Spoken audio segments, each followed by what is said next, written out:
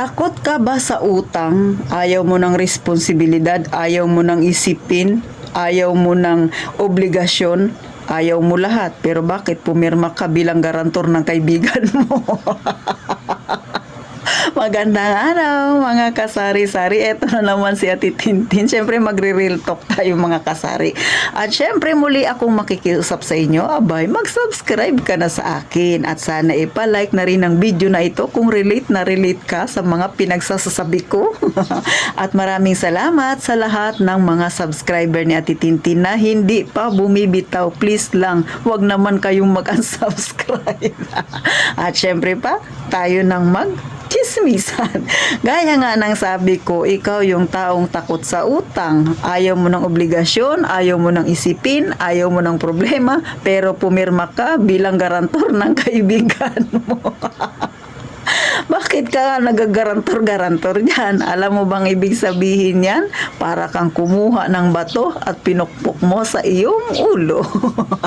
Baka may magsabi, Ate Tintin, beshi ko kasi siya. Matindi kasi yung pinagdaanan namin. Friendship kasi siya.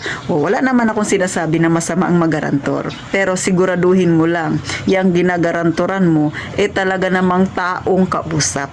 Baka naman ngayon, okay pa magbayad yan. Lalo na kung utang ang pag-uusapan. Pera ang pag-uusapan.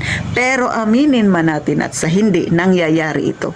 Minsan nga, kadugo mo, pag-garantor-garantor ka. Pagdating sa huli, magsisisi ka na nagarantor. Bakit? Hindi na nagbayad yung taong ginaranturan mo. At yun pala, sa pinirmahan mong kontrata, nakasaad doon na pag hindi nagbayad, itong nagpagarantor sa'yo, ikaw na naggarantor, ikaw na nagkumikir, ikaw ang sisingilin. Di ba may mga kumpanyang ganyan? Isa yan sa mga nakalagay sa likod na pag pumirma ka doon, isa yan sa mga pipirmahan mo o kaya nagpapatunay na pumapayag ka sa ganito nilang policy o may mga ganyang katulad sa bangko. Basta karamihan dyan ay mga malalaking kumpanya. Siyempre, yung mga malalaking kumpanya na yan, kaya yan sila tumatag, kaya yan sila lumago. Kasi, mga wais ang mga yan. Hindi basta-basta yan magbibitaw ng pera na alam nilang ikalulugi nila. Kaya nga may garantor, tapos ikaw bakbak ka dyan, pirma-pirma. Paano kung malaking halaga pala ang hiniram ng kaibigan mo o inutang? Di ba? Walang problema kung nagbayad. Pero paano kung nagkaroon siya ng problema, hindi siya nakapagbayad? Kasi aminin din natin at sa hindi sa lahat ng panahon maganda ang kabuhayan natin. O, di ba? Paano kung nagka-problema siya? So pati ikaw, damay ka. Ngayon, paano kung ikaw na naggarantor, nagka-emergency ka rin, nagpanabay-sabay na ang pagsubok sa buhay mo, tapos dumagdag pa yan, na gagarantor-garantor ka, nagka-problema yung kaibigan mo, so magiging problema mo rin yun. Paano na yan? Sisi, ngayon magsisisi ka. Tapos na ang lahat.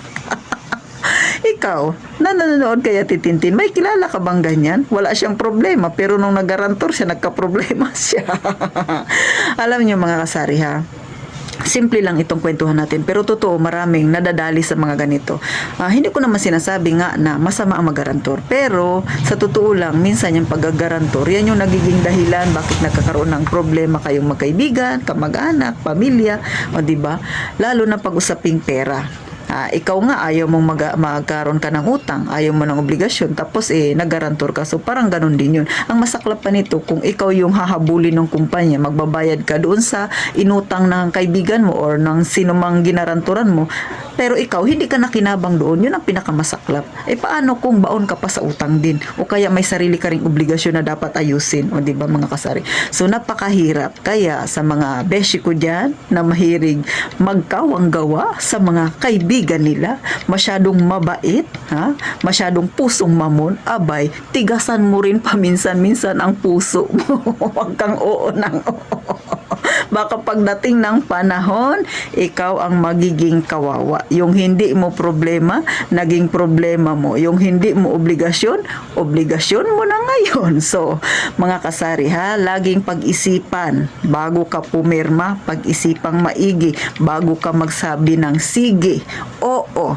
O, diba? Bago ka sumang-ayon doon sa sinasabi ng kaibigan mo o ng mga taong lumalapit sa'yo, pag-isipan mo ng maigi. Ito ba'y makakatulong sa kanya pero mapapasama ako sa problema kung sakasakali. Kung sakali, ayaw mo masira ang pagkakaibigan mo, tumulong ka ng tulong na kaya mo lang ibigay. Huwag mong ilalahat, magtira ka rin sa sarili mo. At hindi lahat ng tiwala dapat ay ibigay sa mga nakapaligid sa'yo. Magtira ka kahit kaunti, mga kasari. At saka, laging paganahin ang utak, huwag ang puso, mga kasari. So, paano? Hanggang dito na lang. Simpleng kwentuhan lang ito, mga kasari. Nagpapaalala lang si Ate Tintin. Dahil nga, meron akong nabasa na ganito. May napanood ako na yung problema ng kaibigan niya, tinulungan niya, gagarantor-garantor siya. Ngayon, hindi na mahagilap si kaibigan. Itong kaibigang naggarantor, ito na ngayon ang umiiyak-iyak kung paano niya resolbahin ang pinasok ng kaibigan niya na wala naman siyang kinalaman. So, paano mga kasari? Gaya nga ng palaging sinasabi ni Ate Tintin, mag-iingat tayong palagi, mga kasari.